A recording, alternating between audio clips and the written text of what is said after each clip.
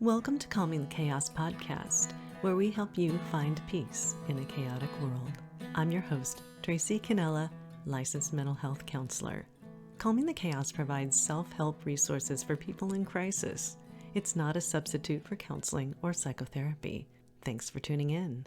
And now, let the chaos begin.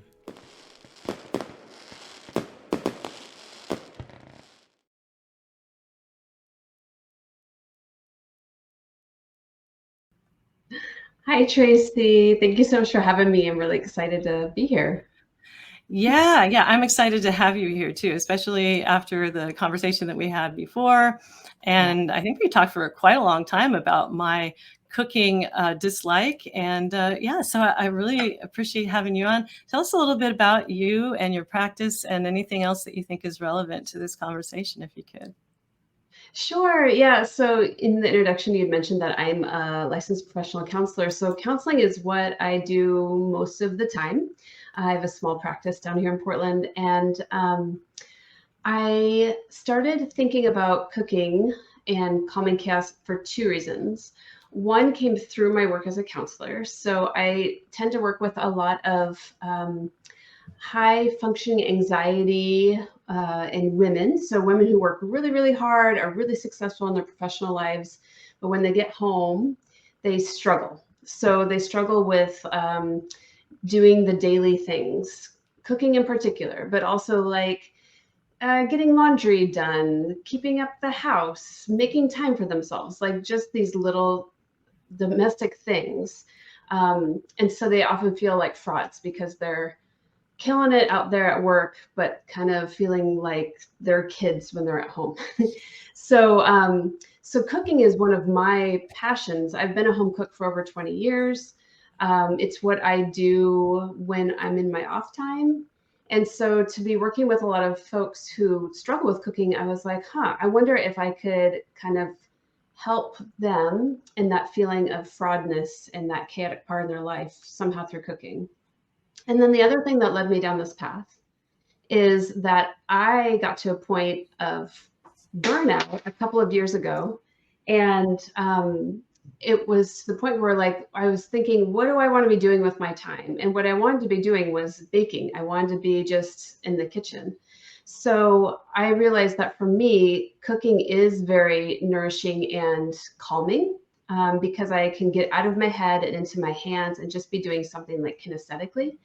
And that was a lot more calming than a lot of the like ruminations and like running around in my head that I often experience. So that's a little bit about me and kind of how I landed to wanting to teach people how to cook. And you also have a podcast, correct? I do. I have a podcast. It's geared more towards my therapy practice. It's called Parts, Power, and Leadership. And it's talking with female entrepreneurs and leaders about all things leadership and all things that go into being an entrepreneur and a leader. And it's through the lens of internal family systems, IFS, which is a type of therapy that I do and specialize in. So yeah, if you are curious about that side of things, feel free to check it out. Yeah, so maybe you can talk to the part of me who does not like cooking and ask it to maybe step back and be a little bit more willing to step into the kitchen. And by the way, lovely kitchen, and I'm really super stoked that you brought your kitchen with you. And I don't know if you're going to whip something up for us, but we do have a couple surprises on this podcast. So if you're not watching the video version of this podcast, please check it out on my YouTube channel because the visual optics are going to be quite interesting. So there we go. Yeah. All right. Well, so Kristin, what would you do with a person like me who struggles with, in general, being a therapist, anxious, not wanting to do much of anything, but kind of like collapse into a pile of goo when I get home? I don't want to cook. I don't want to do that. I leave that up to my husband, who's a master chef, apparently. What would you say, or maybe questions you could ask me about maybe my willingness to try using cooking as a form of anxiety or chaos reduction? Yeah. Well, first I would say you're lucky to have a husband who is a master cook and loves to cook. And I actually meet a lot of people who, if they don't like to cook, their partners do. And then it's much easier to have them cook. So I totally get that. But I'm a counselor who loves to cook. So I definitely feel like I would pull in some of my counseling skills here around kind of understanding what pieces of being in the kitchen and cooking you don't like, or what's keeping you out of the kitchen, kind of exploring that a little bit. So, I might ask a little bit about what's been your experience with cooking? What was your experience growing up with cooking? Or did anybody teach you how to cook? Or were there some negative experiences with cooking? And just kind of understanding a bit of like the barriers that have led to where you're at and why you don't like to cook and why that's hard. And then also you mentioned like you're at the end of the day, you're really tired, you just are a pile of goo, you just want to go home, get some takeout, watch some shows or something like that. So then I would also maybe explore a little bit around what is keeping you like overwhelmed, busy, gooey at the end of the day. And is there, like anything that can be kind of played with or shifted or moved around to make time? And the reason I say that is often the things that keep us really busy are really not very nourishing, internally, like emotionally, but also maybe like literally nourishment through food. And if there's maybe some things that we could adjust to see if something would be more nourishing so that you could literally nourish yourself more with food. Yeah.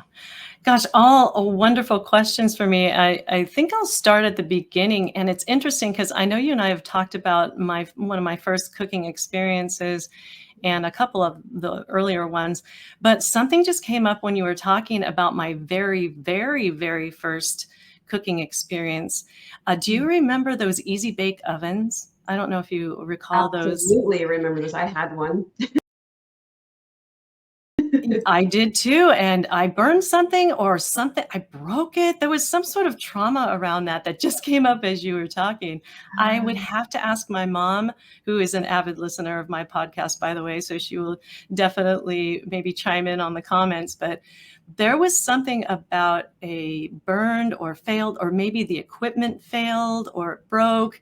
And my brother and I were trying to make something on this easy bake oven and it just didn't work. And I just remember feeling disappointed. So that was number one. But I never really didn't want to cook. I did remember being enrolled in cooking class, and where they actually, my mom, it was through the Park and Recreation Center. My mom took me there and I learned how to make, just basic things from the Betty Crocker cookbook. Right. We just whipped out that thing and we learned how to make omelets. That was the first thing I made. So I started to feel really super confident about cooking. So I think, from that first experience with the easy bake oven to the second experience, I think I was doing pretty good by the age of like 7 or 8 with cooking. Yeah. Yeah. I love that you shared that. And I think, I'm guessing a lot of your listeners probably can relate to those first experiences, like easy bake ovens was like a rite of passage for kids of a certain generation. So, and then also the Betty Crocker cookbook. I remember we talked about that, and I loved the Betty Crocker cookbook. There's a lot of great golden nuggets in that classic. But yeah, you bringing up the burning of the easy bake oven and that you got started with cooking but had some early disappointments. I do feel like that's key. I feel like when we try something new and it goes badly or poorly, and then we aren't willing to maybe try it again, or we don't want to try it again, or maybe we get some poor feedback or something like that, and then we just stop and we don't try it again. And one of the things I'm thinking about with this is perfectionism. I know we were talking a bit about that, of like, it's hard when you're used to being good at something that you don't want to try new things because it might go badly, but then also being imperfect is really, really hard. Because beginner brain, you have to do something again and again and again. And we often need like a whole bunch of support around that. So I'm thinking about the cooking class that you did too, which I love that the first thing you learned was omelets. It reminds me a lot of like the Julia Child approach, where she always taught like souffles and omelets first.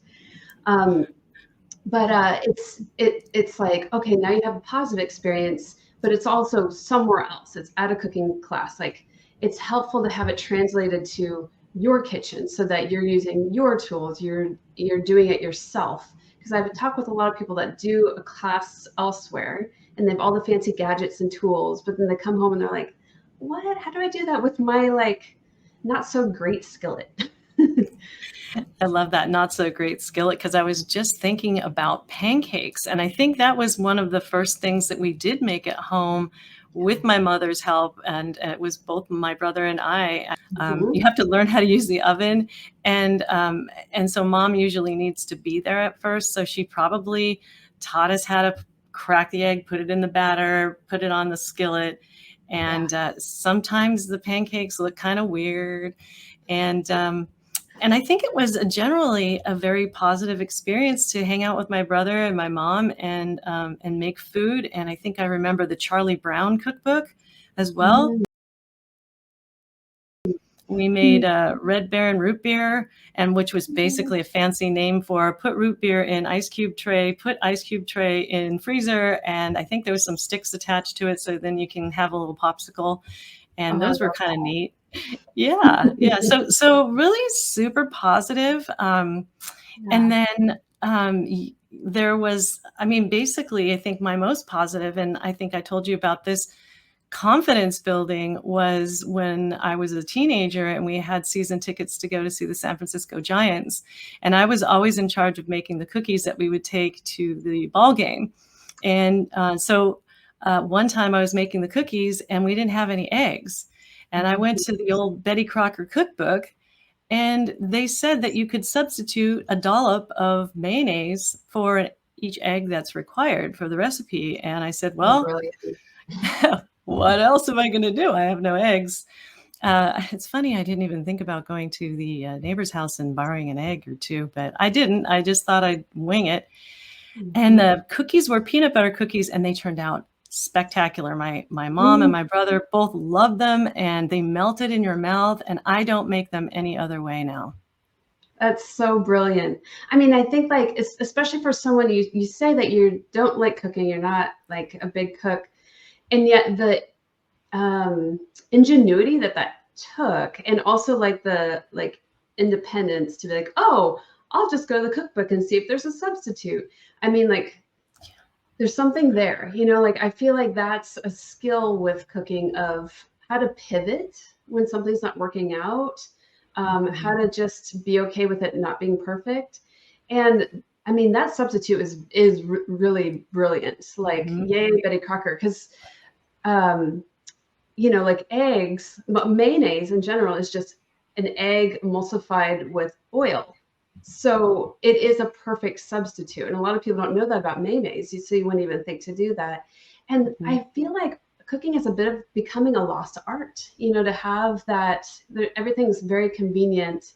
And, if nowadays, like if you didn't have eggs, you could order that online, have it delivered in 2 hours if you really couldn't get to the store, So the idea of like looking for another way of doing that is becoming a bit lost. And maybe that's not such a bad thing, but kind of what I'm coming back to a little bit of like, but is that convenient, and it is doing things really fast, and it is like, how does that nourish us? How does that fulfill us? And is there something fulfilling? Like, I bet that was a bit of a confidence boost for you of, I figured it out. And you create this really amazing recipe. And I think you said you still make those cookies from time to time, like now. I do. I don't ever make them without mayonnaise. I always make them without eggs and with mayonnaise, and they are spectacular. Yeah, I also believe, my other secret ingredient, and this was, again, a mistake, but it turned out great, was I was making a cake one time, and we didn't have any vegetable oil. We did have peanut oil because I was at the time doing some stir fries. So I said, well, let's see if this works. And I will never make a cake without peanut oil ever again. Now, obviously, you in the audience who are allergic to peanuts, don't do that. But for me, it works out great because I'm not allergic to peanuts, and it tastes amazing. If you've not made a cake with peanut oil, do so. Yeah. Well, see, you're already giving tips to everybody about how to cook. I am not the expert here, though. I do have anxiety in the kitchen now. I just avoid it. And so, yes, my first earlier experiences were pretty pleasant and fairly confidence boosting. And into my first marriage, felt pretty good about cooking in general. Yeah. And is it okay for me to ask, did something shift? Like, why don't you like cooking if the early experiences were so good? Well, I just remember that after I got divorced, I said, I'm not cooking again. Yeah. I had it. I was like, maybe burnt out. Maybe you could speak to cooking burnout. Yeah. Certainly, you haven't probably struggled with cooking burnout because that's a way that you have combated burnout in the years. But I did have a cooking burnout, and I believe the reason why is because I would make these meals for my husband at the time, Mhm. and some of them were. I mean, he didn't really have a big variety of what he liked, but he definitely liked it cooked a certain way. And I learned how to do it exactly the way he liked it to be done.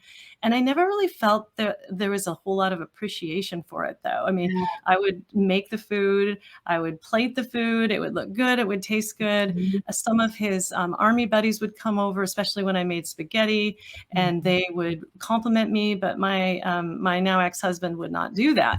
And so I think that possibly, or probably, I would say, contributed to the nope, I'm not doing it anymore. Not Mhm. going to do it as soon as I got out of that marriage. Yeah, 100% that makes sense. And I have heard many people, especially women, have a very similar experience. And oh, with all the work that you put into that to not have it be appreciated is just like, well, yeah, what's the benefit here? Right. What am I doing? And I've heard that from a lot of people, like, I tried cooking, but my partner wasn't supportive, or there was criticism, or I wasn't appreciated in it. And so after a while, it's like, well, why keep doing something if you're getting like negative feedback all the time? So then there's like this association with cooking, and it's like, well, I'm just not going to do it, which Yeah. I totally get that. Mhm. That I makes was really good sense. kind of And like a spoiled child. I was like, I'm not going to do it. Like, I'm taking my toys, I'm taking my cooking tools, and I'm going away. well, and we'll pull some IFS in for that of like, yes, welcome, welcome, young part that's like, no, I'm not going to do it. You can't make me. And there's some real benefit to that, because that's really stopping that pain of being unappreciated. So Mhm. I understand that. And one thing I'm thinking about with, these offerings that I'm putting together are, how can you be inside of a community that is going to give you a different reaction? Because if Mhm. you're not getting it from a partner, if you don't have a partner, I talk to a lot of single people and they're like, I'm just cooking for myself, I'm not getting any feedback, positive or negative. It's just me, and Mhm. I just need something to put in my body. I don't need to do anything special. Um, so like, Mhm. what would it be like to be in a community of people who are all in the same boat, who are going to like cheer you on and be like, this is awesome? Or to have an event where, like you said, the army buddies came over and gave positive feedback for the spaghetti, to have an event or a dinner or something like that with friends or with people who are going to cheer you on and be like, this is awesome. Mhm. Whatever you're making is great, because I keep using this term of like perfectly imperfect. It's Yeah. like, we're not really seeking a gourmet dinner every night. We're seeking something that we put together, build your confidence, and that is Mhm. going to taste okay. Yeah. Yes, certainly I can relate to the whole, yeah, I'm single and I just need something to put in my body. And maybe sometimes it was boiled or whatever, broccoli and potatoes with butter and garlic pepper and, all that, whatever. Maybe it was something fancier, or maybe it was a bowl of cereal, but it was me just feeding Mhm. myself. And I wasn't getting any non-appreciation for it. I guess my body appreciated it because I was no longer hungry afterwards. Yeah. But yeah, but then I think that what also shaped, now that I'm thinking about it, my not doing cooking is because now I'm married again. I've been married now for 24 years to this man, and he happens to be an awesome cook and always was. And when we first met, I think one of the things that he did was he would come over to my place and he would make me food. Mhm. And I thought, as long as he's doing it so well and I don't want to do it, this is like a match made in heaven. And that's not why I married him, but it definitely did factor in. Yeah, and like I was saying, like I know so many people like that. And I mean, I think stereotypically in our culture, women have often been the ones that cook in heterosexual relationships, like women cook for the men kind of thing. Like that's very like stereotypical. So I don't know if you've experienced this or if other people in your audience have, but like being the woman not cooking and the man cooking for the woman in the marriage, like I don't know, there's like a like I should know how to cook, or I should be able to cook, or I should contribute. Whereas why isn't that okay? Like he loves to cook, he cooks for you, like so be it. I feel like if that's working for you, that's awesome. This may not be the way to calm your chaos. But I'm willing to give it a try, because I do feel sort of guilty, and I do know that I can make some dishes really well, and the ones that I do make, I can make well, and I feel like he shouldn't have to bear the brunt of all the cooking. And then we do the exchange to where, yeah, you cook, I have to. So I'm always cleaning the kitchen. I'm cleaning the kitchen. I feel like I have a sense of mastery cleaning the kitchen, loading that dishwasher, making sure those dishes are clean. And but I am interested in your methods of helping people calm anxiety or chaos using cooking. I don't know if now would be a good time for me to show you some of the films that sort of highlight how Tracy is in the kitchen. Well, if you're ready, I'm ready. I'm excited for your viewers to see this. Yeah. I think this first clip that I'm going to show you is something that I just took off of my cooking video. It's on YouTube, but let's just give it a go. I like edited it down to maybe a little bit over a minute. So let's take a watch. Okay. Push it down. There you go. You want to take the olive oil here, open it up, put a little bit of that in the bottom there.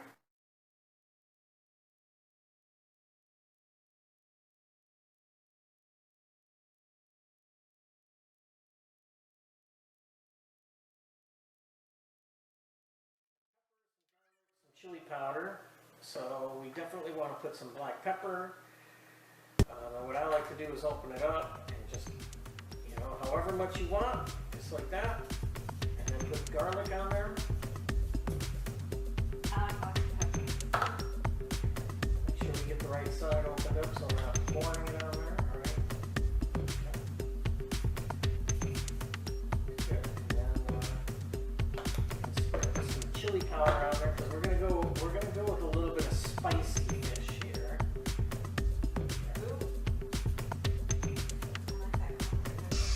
What I like to do here at this point is take your hand and kind of press all of those herbs down into it. Yes. Yeah. Touch the fish. Press it down. Press. I'm not comfortable. No. Is this okay if I just pat it? Now you're going to take both of them at the same time and flip them over. Just like that, and now do the whole process all over again. Push it down. There you go. You want to take the olive oil here, open it up, put a little bit of that in the bottom there.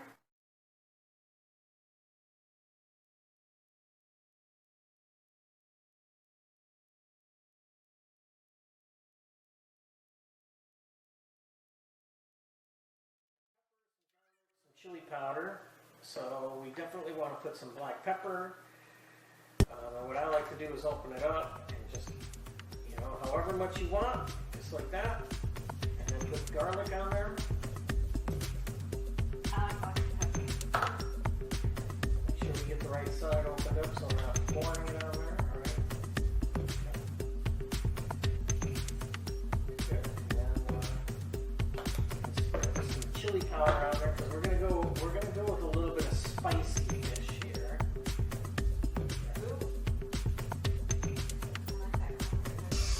what I like to do here at this point is take your hand and kind of press all of those herbs down into it. Yes. Yeah. Touch the fish. Press it down. Press. I'm not comfortable. No. Is this okay if I just pat it?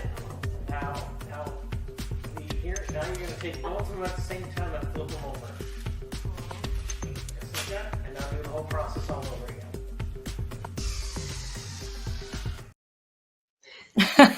Did you catch that look?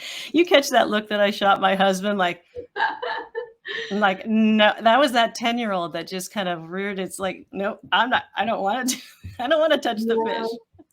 Yeah, and that's why he was having you put seasonings on the fish, and then he wanted you to touch the raw fish. That's Yeah. that's what it was. And also, I wondered if it's okay. I can give some kudos to your husband. Like, sounds like he was step by step telling you what to do. How was it having him like walk you through it? Was that helpful, or I don't know?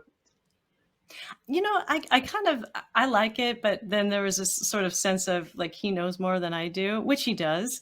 But yeah, there's that perfectionism there. Like, oh, I should know how to do this. I should know, he shouldn't have to be teaching me this. I'm the one with the brains, that kind of thing. Oh my gosh. But that's the ego part of me that just needs to step back a little bit, I think.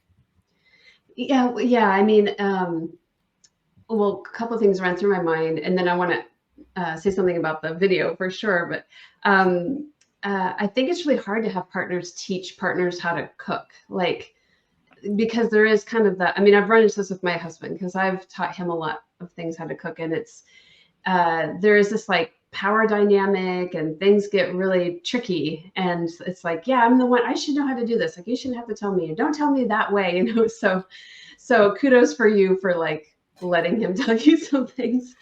Yeah. Yeah, and then and one last piece on that is I have thinking about that I think when we're adults, especially when it comes to things like cooking or other kind of domestic-y tasks, there's this feeling like we should know this already. We should know how to do this already, as if like as an adult you've just arrived and all of these skills are just here. And so I think that's why it's often really hard to start to learn these things as adults, because it feels there's like a shame piece in there. And yet the reality of it is like, we are never arrived as an adult. There's always time to learn things. It's never too late to learn something that even feels like something you should have learned at some point in your life. So I'll just offer that to that ego part, that it's like, you're okay. You're okay. It makes good sense. You haven't learned it. But tell me about the touching the fish. What didn't you like about that? I mean, I think a lot of people can relate to that. I don't think many people like touching fish, but what was that for you? Yeah, this is turning into like cooking after dark with Kristin Tand, right? Like, tell me about the fish. Tell me about touching the fish. Well, I mean, not like that, but that's awesome. Yeah, Kristin Tand after dark. That might be some other sort of recipes. Yeah, exactly. It was slimy, and I didn't want to do it. I just didn't. First off, it was going to be slimy. I wasn't going to like the way it felt, and I didn't see the point because I had put the spices on it. Aren't they going to stick on there anyway? And so I didn't think. And then, or I could use a spoon or a tool or something. There was other. I just felt like there was other ways to do that instead of like getting my hands all. I have nails, right? So I didn't want these things to have like fish things underneath them. So those are all the reasons why it was. But the fish itself, it really wasn't that bad when I touched it. I have to say it. I thought it was going to be a lot worse than it was. So I gotta give that out there. As far as experience goes. Yeah, well, I want to validate everything you just said, because I think a lot of that makes really good sense. You may not have had to touch it. That's the way he's done it. And I think that's why a lot of chefs do it. And also, to be fair, I think it's easier for men in some instance if they don't have nails. Some men have long nails, but I mean, like, you're right. It gets underneath their nails. I just ran across a YouTube channel of a woman that her whole channel is how to cook with nails, and like how to make it, how you do this, having long nails. And I'll find it for you. Maybe you put the description. But I'm like, yeah, that makes sense. So what I would say is like, yeah, that is one way of doing it. And then if like touching the fish with a spoon or just sprinkling it on and then calling it good, like try that for you. Like this is a bit of like learn a method and then adjust it to what works for you. So I wonder if you were to make that again, maybe there would be another way that you could get the spices on there and feel okay about it, and then compare it. Did it really taste different if you patted it down or not? Like. Yeah, exactly. I was thinking of one of those meat tenderizers. I know we have one in there, and I could just kind of give it a couple of pounds and, maybe get some anger aggression out on that fish while I'm at it. It's kind of a double positive right there. But double duty. That's true. Yeah. It is. Yeah, yeah. So taught me how to play golf too. He actually taught me from the beginning up, and but that actually that has gone okay. He's a very patient man. So I mean, one has to be married to me. So you really do. I'm a lot. Well, and I mean, as you were kind of telling your story, maybe there's more tenderness. Ooh, pun not intended, but that was good. Tenderness around the kitchen than there is maybe on the golf course. Right. Yeah. Yeah. Yeah. So Are there any kind of tips, tools, or techniques you might want to offer up to me if I was willing to start cooking a little bit more, doing a little bit more in the kitchen, being, more willing to help out in that area? One, how to sort of get back into the kitchen with a little bit more confidence, and two, like to sort of be more mindful about, is this actually working for my anxiety, and is it decreasing my anxiety? Because I think when mastery goes up, this is what DBT says, by the way, dialectical behavior therapy, is when your mastery goes up, your stress goes down. And that's true for a lot of things, including jobs, and I think cooking. And so I don't know if that's part of what you have to offer, but give me your sales pitch, your best shot about, like, give this a try, Tracy. Give this more of a try, and it might just reduce your anxiety. yeah, well, I would say, speaking of mastery, that I would start with small recipes and small meals that you know how to cook and that you're good at cooking, and start it small, just maybe one meal a week or one meal even a month if it's too overwhelming, so that you can start to build some confidence. And then if you're making that one meal, then maybe you could integrate like an extra ingredient, or you can try a second meal, and just to kind of and have someone who's giving you some positive feedback. So if your husband is going to be supportive, sounds like he's pretty supportive, and like have someone who's going to tell you, like, this is great. So if your listeners out there, I know we're pitching it to you, but we're pitching it to my your listeners who are like me. I mean, if you don't have someone at home to kind of give you that positive feedback, maybe make a meal and have a friend come over, or bring that to like a book club or a potluck or something like that, where you're going to have some people that are giving you some positive feedback, so that you're like feeling more encouraged to do this. You're not just in a vacuum doing this by yourself. Mm-hmm. Can you tell me a little bit about is there a neurophysiology or a neurodynamic sort of thing that happens in the brain that does scientifically reduce anxiety with cooking? Well, that's a great question. Well, I can speak about, I'm curious to speak about like the five senses and what that has because I know, like, when you integrate your five senses, it does help to calm down anxiety and stress, because you're getting out into your environment instead of into your body. So in terms of science and neurobiology, I might pass that off to the researchers, and if I can find some articles, I'll share it. But what I know is that cooking engages all five senses. So you have to touch things. We just saw that in the film clip. You're smelling the ingredients. You're listening to like sizzling and sounds. You're tasting it at the end. And I'm trying to think the other ones. Taste, smell. You're touch, looking at the feeling. touch. Visual presentation. Yeah. Yeah. And you know what something looks, pretty when it's plated versus if you're just kind of like dropping it into a bowl. So like all of those things, if you can get out of your head of like, I'm going to mess this up, this isn't going to be great, to what does this feel like outside of me? That can be very calming. And I think the hard part when it's not easy in the kitchen is to focus on the senses and the touch versus thinking about what's going on. Mm-hmm. And that's a little bit more of what I'm encouraging too, is while you're cooking, check in with your thoughts. What are you thinking? Are you thinking, I don't know what I'm doing, I'm going to mess this up, I just want to be reading a book right now, like, oh my gosh, the kids are underfoot, what are you thinking? Mm-hmm. And using that a bit as like mindfulness to come back to the present moment of like, okay, well, what does this sauce taste like? Taste it. Do you like the way it tastes? Do you not like the way it tastes? And then you can start to experiment of like, what happens if I put a little more salt in it? What happens if I squeeze some lemon in that? Like And then part of this is knowing the things to do when something doesn't taste good. But it's in the creative exploratory process. And that very much can help calm down the nervous system, but it also builds confidence, which is going to help you be more, like self-efficacy, that kind of thing. Yeah. Yeah. And then one last Mastery. thing is mastery. I did find a couple articles around how cooking can increase confidence. Maybe not so much about the calming, but there were a couple of articles that came out recently, like after COVID, because so many people were cooking at home because we couldn't go out. We were all forced to cook in our kitchens.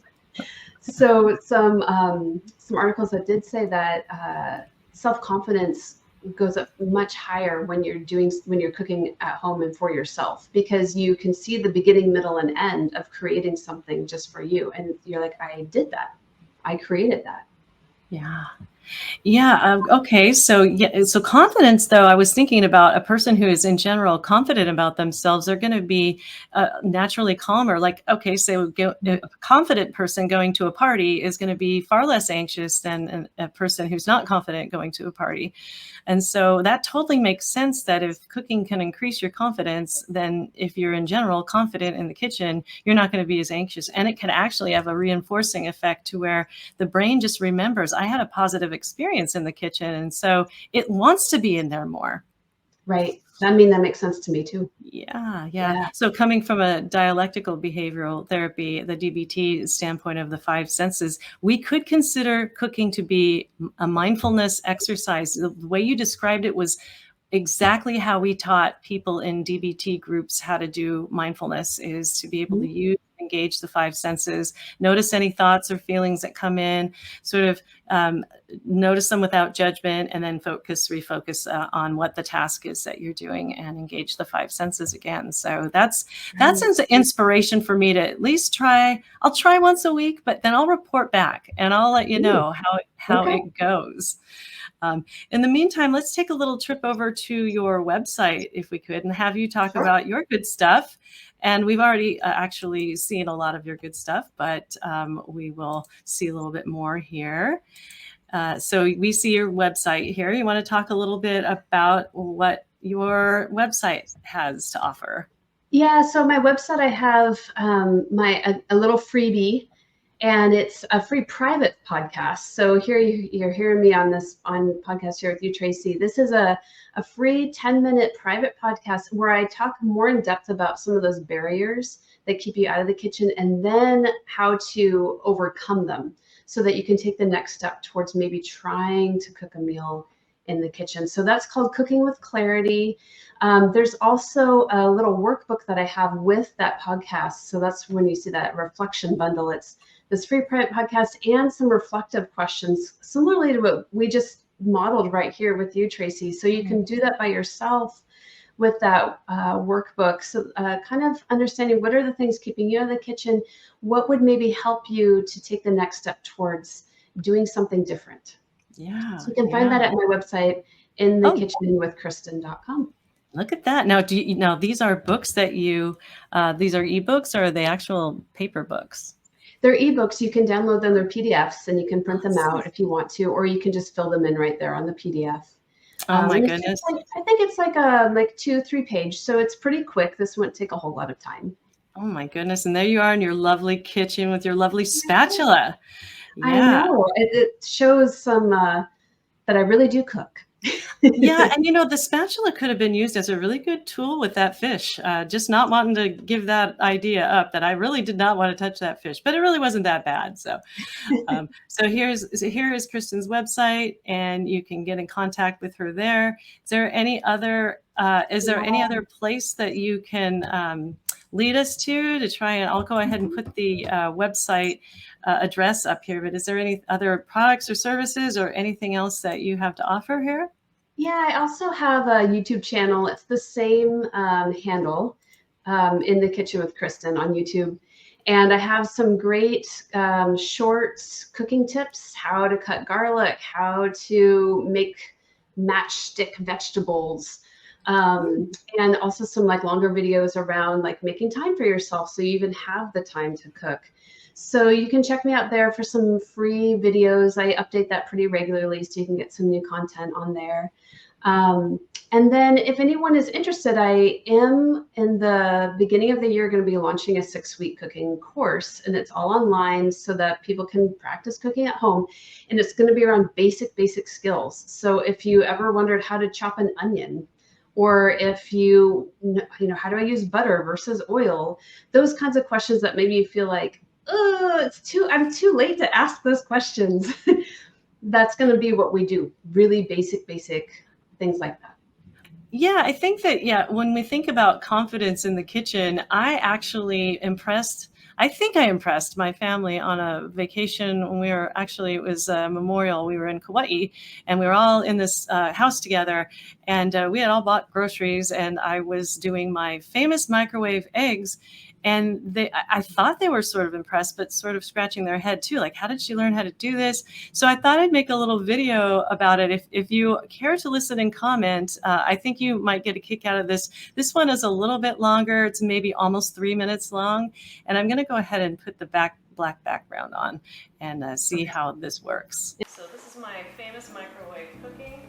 This is my display now that I've learned how to display things. And this is the key, because this is going to make it into a perfect size egg patty. So crack, scramble,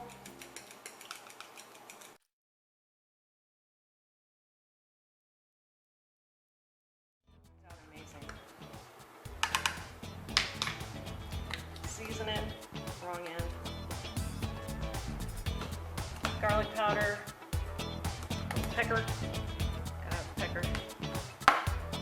Scramble it up. Now, this is where the magic comes in. Microwave it. 30 seconds. 3 times, 30 seconds. See how it looks. Alright? See how it's kind of eggy? I'm just gonna stir it up. I know it looks really dumb now, but I promise you it will be picture perfect. Put it in for another 30.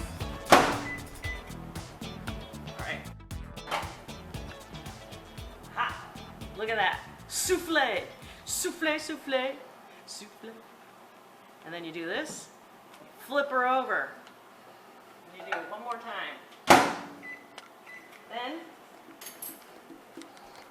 get your other stuff ready. Frozen bread. Why wouldn't you? In the toaster. How perfect this looks.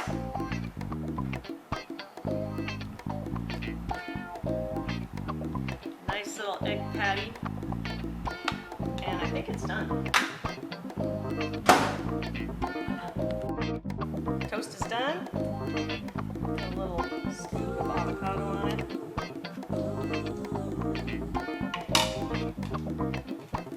Mash it on in there with a fork.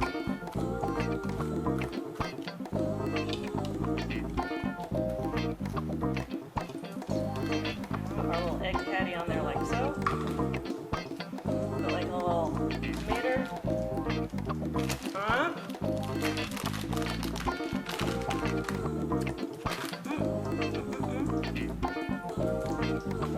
Back to the microwave.